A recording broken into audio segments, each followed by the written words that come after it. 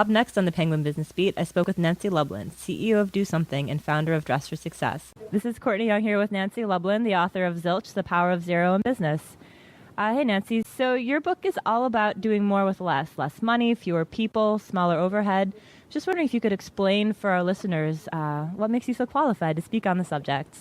Because I've run not-for-profits my whole career, so I've spent the last really almost 20 years running not-for-profits and cause-based organizations. You can't throw money at a problem. You can't say, well, let's just hire McKinsey to tell us how to make this go away. Let's bring in some more staff to change this. Let's pay that person a big bonus to keep them. We got to think more creatively. All right, so your current nonprofit is called Do Something. I was wondering if you could just tell us a little bit about what Do Something does.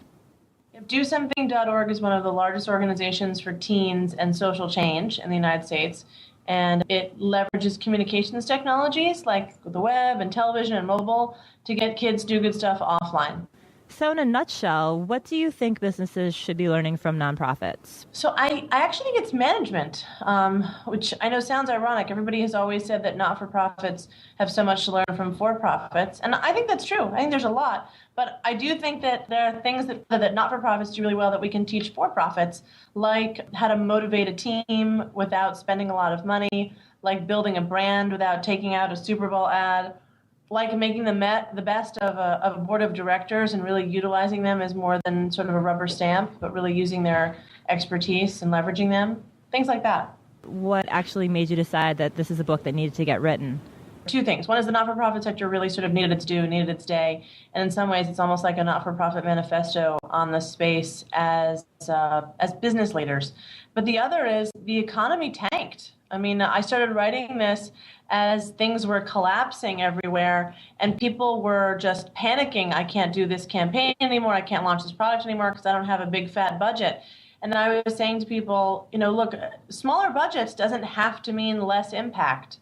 Or less marketing might. Welcome to my world. You're just going to have to think more creatively. And so I realized it's time to write a book. Let's talk a little bit about some of the lessons that we can actually learn from nonprofit. I was really taken with your discussion of evangelists. Whether or not you intend it, there are people talking about your brand out there, and it's not just former customers or employees or current customers or even your vendors.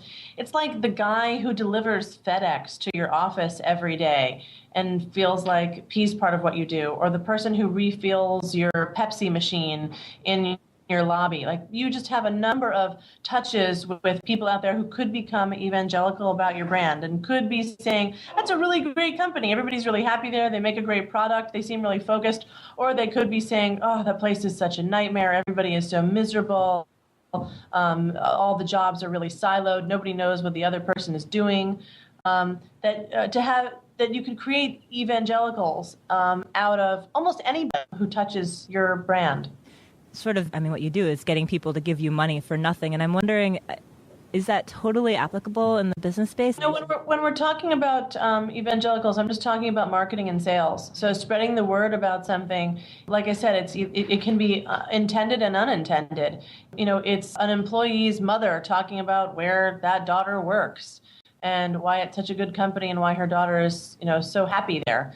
Notice so far in this interview, I've said nothing about cause, nothing about making the world a better place. Yeah. That's not what this book is about. You will not find the word mission anywhere in my book, and it's not about doing more yoga and being a more Zen person and treating the earth more kindly. I think all that stuff is fine, but that's not what the book is about. The book is about business lessons from the not-for-profit space that are applicable to the for-profit world.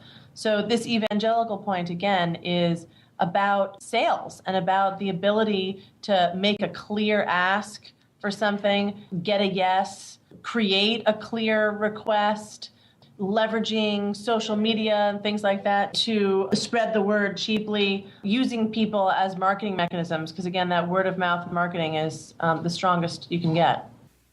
You're listening to the Penguin Business Beat. For more information about the show, visit www.portfolioimprint.com.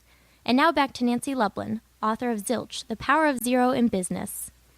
I was wondering if you could give me an example from your own experience with Do Something and Dress for Success, which was your previous company, being up against very ominous odds and just from nothing coming up with a successful strategy. Yeah, I mean, I think it's kind of a daily thing. I guess we used video really well last year when the Chris Brown Rihanna incident happened. We actually shot a reenactment. We put a couple of kids in a Lamborghini at the Lamborghini dealership because the incident had famously happened in a Lamborghini. And we shot a reenactment according to the LAPD report. And that video just went crazy online. And the whole thing cost us about $20. That was a couple of subway tokens to get to the Lamborghini dealership, and then the cost of converting that video into tape that we could send out to places like the Today Show and Entertainment Tonight. It was totally, it was free. I mean, it was cheap, and it's had more than 2 million views online. We had a ton of media coverage, and it really galvanized a lot of kids to take action around teen dating abuse. And all that required was creativity. And you could imagine that a big for-profit company or a really big not-for-profit company might have choked on money and thought how to respond to this incident. Should we do a big study? Should we do a big survey? Should we, focus group a whole bunch of things? And so sometimes it's really about trusting your instinct. Again, that video was shot by interns. Like that, we are surrounded by interns. I love exploiting college labor. We love having young people around, especially because our target market is young people. And that's another point, which is if you want to do more with less, have your target market in your presence always.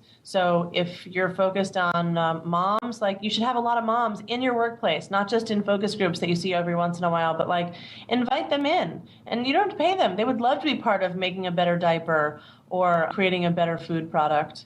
And the other thing is to have those people in decision-making positions. So not just as marketing resources, but to put them on your board, put them in your senior staff. Your target market should be amongst you. And again, that's one of the reasons why I think that Rihanna Chris Brown reenactment was so good, is that we had those college students right here in our midst, and they acted, and we trusted their instincts. Is there anything for businesses to learn about nonprofits, about the financial side of things? So one of the things that's really interesting is in the for-profit world, when you submit your financial filings, there's just one lump number for SG&A. Sort of all your overhead just gets lumped together. In the not-for-profit space, we're actually required to line item it. So you can see how much the Red Cross spent on stamps, on postage last year. You can see how much they spent on rent for their office and then insurance. It's all made quite explicit. And that actually changes the way you think. When you publicly have to delineate what all of those, what people would consider extraneous expenses, but really they're functional expenses, they're operational expenses. When you look at each of those things separately, it does make you think differently. And one suggestion that I have for the for-profit world is to publicly separate out SG&A, because it will make them think as a more effective company. Nancy, I'm curious about what you see as your own personal key asset for success in the nonprofit world.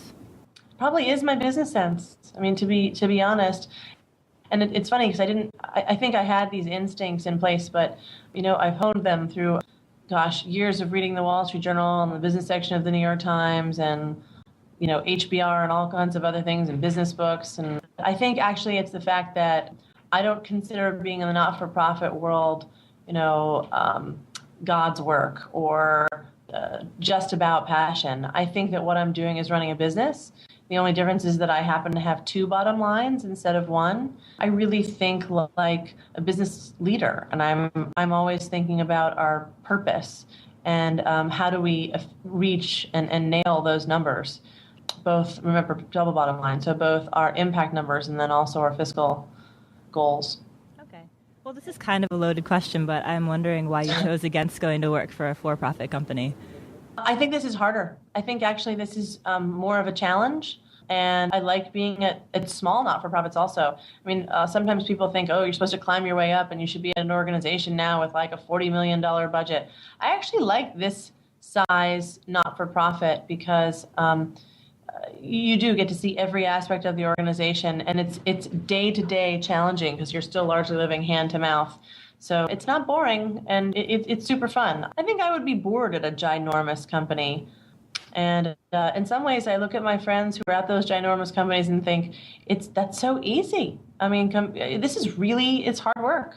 Two bottom lines, you're sort of like serving two masters. It's hard.